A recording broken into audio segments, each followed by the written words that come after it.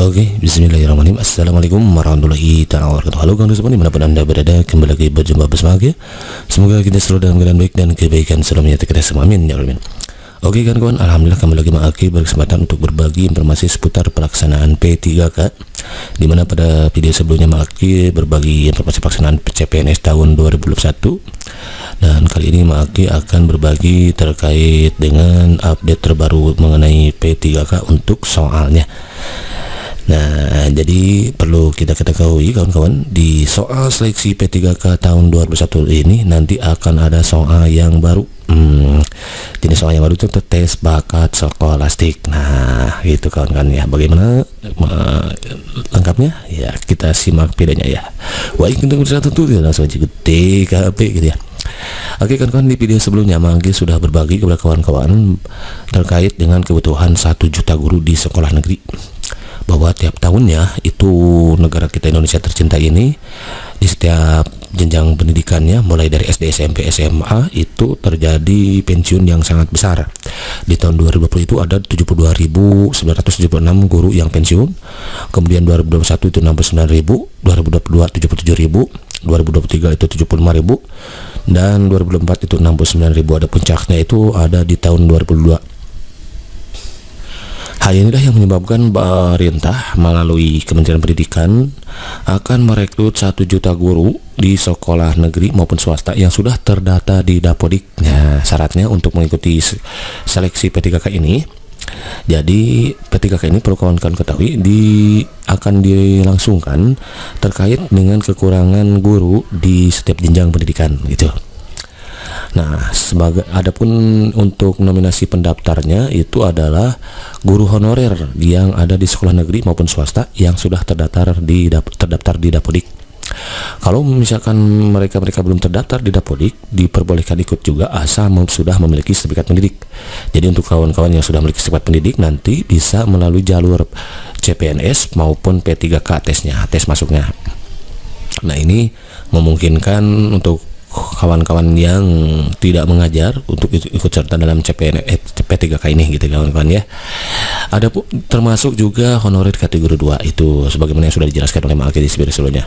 Nah, terkait dengan materi ujian dan jadwal persiapan, nah untuk jadwal pelaksanaannya itu kemungkinan akan dilangsungkan Februari ataupun Maret gitu, karena di Februari nanti pemerintah melalui Kemendikbud akan mengadakan materi yang berupa materi daring gitu ya, yang diselenggarakan oleh Kemendikbud, yang itu pelaksanaan insya Allah akan Februari katanya kawan-kawan ya. Baru nanti pengumuman seleksi ujiannya kapan dilaksanakannya, apakah Maret atau April. Biasanya nggak jauh dari Februari Maret gitu kawan-kawan ya. Kita berkaca dari tahun sebelumnya bahwa P3K itu langsungkan pada bulan Februari, kemudian dilanjutkan oleh CPNS-nya. Nah, ada yang berbeda di tes kali ini ya, tentunya kawan-kawan. Sebelum lebih jauh, baru kita ketahui dan perlu Maki tekankan bahwa ujian CPNS itu berbeda dengan P3K. Kenapa? Karena P3K itu soalnya materinya disediakan langsung oleh Kemendikbud, termasuk untuk posisi guru. Dan ada yang berbeda. Kalau tahun sebelumnya itu tidak ada tes bakat skolastik, kalau sekarang ada. Nah, ini dia tes bakat skolastik. Jadi nanti soalnya di samping kompetensi teknis sama manajerial itu kan tesnya kan itu seperti yang sudah Maki katakan, ada tes manajerial, sosiokultural, dan kompetensi teknis. Ini sama-sama kompetensi ya. Jadi kompetensi teknis, kompetensi manajerial, dan sosiokultural, termasuk ada wawancara nanti. Nah, dijawab secara tulis katanya gitu. Dan ternyata persentasenya atau nilainya ini kawan-kawan bobotnya gitulah. Kompetensi teknis itu ada sama tes bakat kelas itu bobotnya 60% dibandingkan dengan manajerial sosiokultural. Oleh karena itu ya tentu kita harus mempersiapkan sedini mungkin dan sebaik mungkin, karena nih soalnya juga 40 paling banyak ya sama kompetensi teknis. Kalau kompetensi teknis itu sesuai mata pelajaran, jadi bisa jadi ini terkait dengan pedagogiknya ataupun materi konten materinya gitu kawan-kawan ya. Jadi kalau guru matematika lagi, kalau guru fisika lagi gitu, kemungkinan seperti atau pedagogik yang umumnya. Kalau tes bakat skolastik, nah ini dia yang harus kita persiapkan ya. Jadi terbaru dari ini sudah resmi dia diumumkan melalui Kemendikbud bahwa jenis soalnya ada tes bakat skolastik. Lantas apa sih tes bakat skolastik itu? Nah, Maki lansir dari pusmenjar.kemendikbud.go.id. TBS atau tes bakat skolastik itu merupakan alat tes yang digunakan untuk memprediksi kemampuan seseorang jika diberikan kesempatan untuk melanjutkan belajar ke jenjang yang lebih tinggi atau pada sektor yang baru. Penggunaan TBS untuk memberikan informasi potensi belajar siswa sehingga dapat melengkapi hasil tes prestasi yang sudah diterapkan di sekolah saat ini.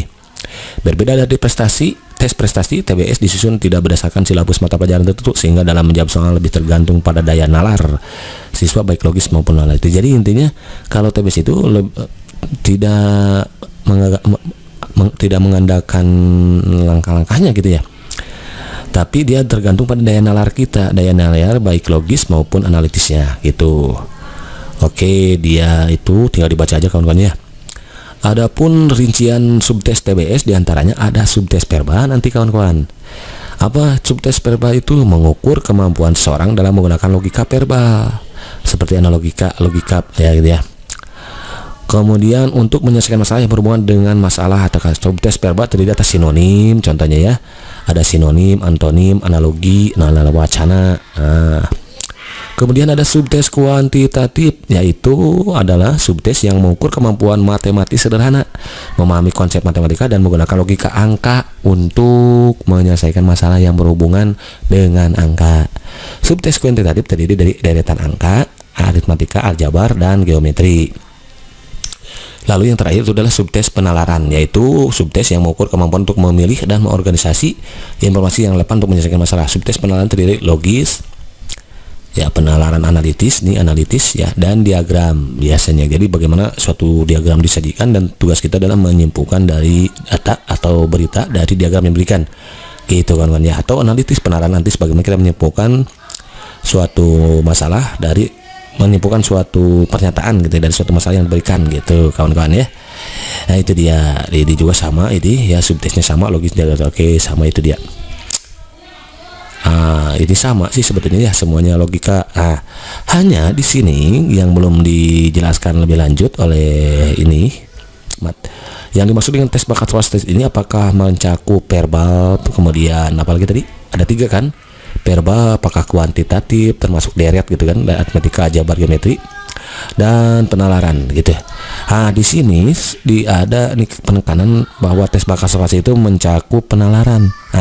Jadi yang perlu kita persiapkan apakah tes bakat skolastik nanti itu termasuk verbal, kemudian numeriknya kan, verbal, kemudian kuantitatif dan penalaran.